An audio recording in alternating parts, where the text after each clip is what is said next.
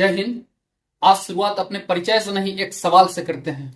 एक सवाल कि क्या आप आजादी के 77 साल बाद भी अपने देश में स्वतंत्र महसूस करते हैं क्या?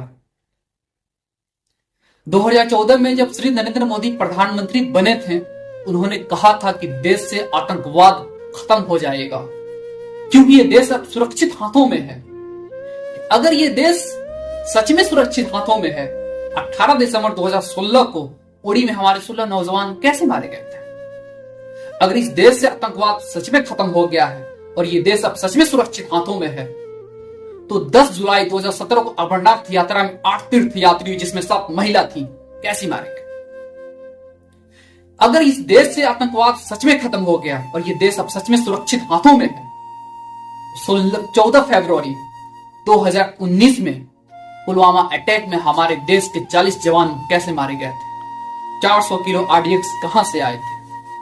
गृह मंत्री श्री अमित शाह जी कहते हैं कि धारा 370 पूरे जम्मू कश्मीर पर एक मनहूस साया है। आज मैंने इसे समाप्त कर दिया और पूरे आतंकवाद टेररिज्म अपनी अंतिम सांसें गिन रहा है। सर, अगर अंतिम सांसें पूरा टेररिज्म और आतंकवाद गिन रहा है, तो जम्मू कश्मीर के पहलगाम में आतंकवादी आए कैसे?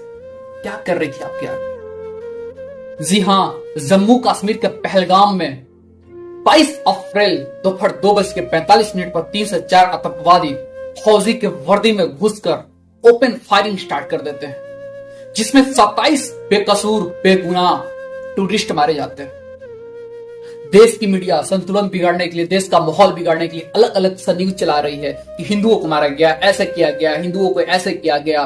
क्या ये कश्मीर में जो मारे गए हैं सब हिंदू हैं क्या? अगर सब हिंदू हैं तो मोहम्मद सैयद आदिल हुसैन ये कौन है? सैयद मोहम्मद आदिल हुसैन ये हिंदू है क्या?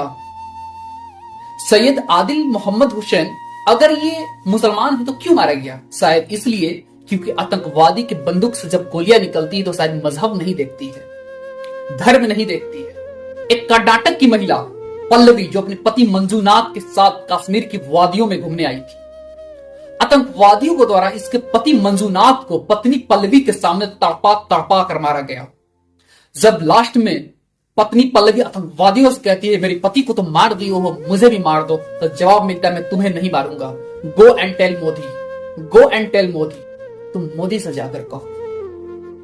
प्रधानमंत्री किसी देश के लिए पिता का स्वरूप होता है। 140 करोड़ भारतीयों के लिए प्रधानमंत्री पिता के समान है। मोदी जी, आपके बच्चों का खून बहा है, आपकी बेटी विधवा हुई है, आपके घर के दरवाजे पर मौत का मातम पसरा हुआ है, आपकी माओ ने अपनी गोद का फूल खोया है।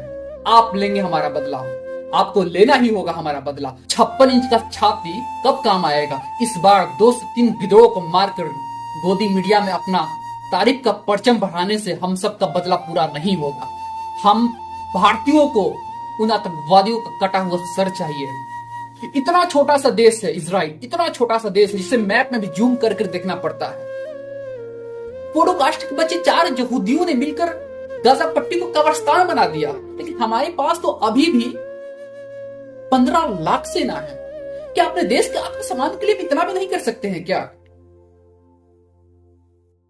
1965 में भारत के पास जब कुछ नहीं था, जब इतना हथियार नहीं था, इतना सैनिक नहीं था, इतना फौज नहीं था, फिर भी लाहौर में घुस गया था।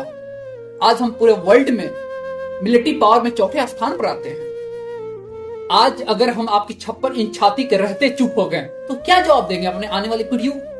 क्या बोलेंगे हम कि यही कि मेरे पास 56 इंच छाती वाले अर्जुन जैसे पिता थे और हम अभिमन्यु के जैसे मारे गए थे। इतिहास विजय का ध्वज गिनता है मोदी जी, इतिहास विजय का ध्वज मांगता है मोदी जी। जो लंका नहीं जला सकता वो हनुमान नहीं, और जो रावण का वध नहीं कर सकता है वो हमारा राम नहीं। आतंकवादियों ने हमारे देश की एक बहन को चैलेंज किया था, एक बहन से कहा था कि गो एंड टेल मोदी, आप एक्टिव कीजिए लाइन ऑफ कंट्रोल, जाइए पीओके में कहिए कि she told me and I came. और जो भी देश में यह सम्मानित माहौल बनाने की कोशिश कर रहे हैं, आप लोग से इल्तिजा है, दरख्वास्त है, गुजारिश है, रिक्वेस्ट है, प्लीज आप लोग इस वक्त इस टाइम नफरत फैलाने का काम ना करें।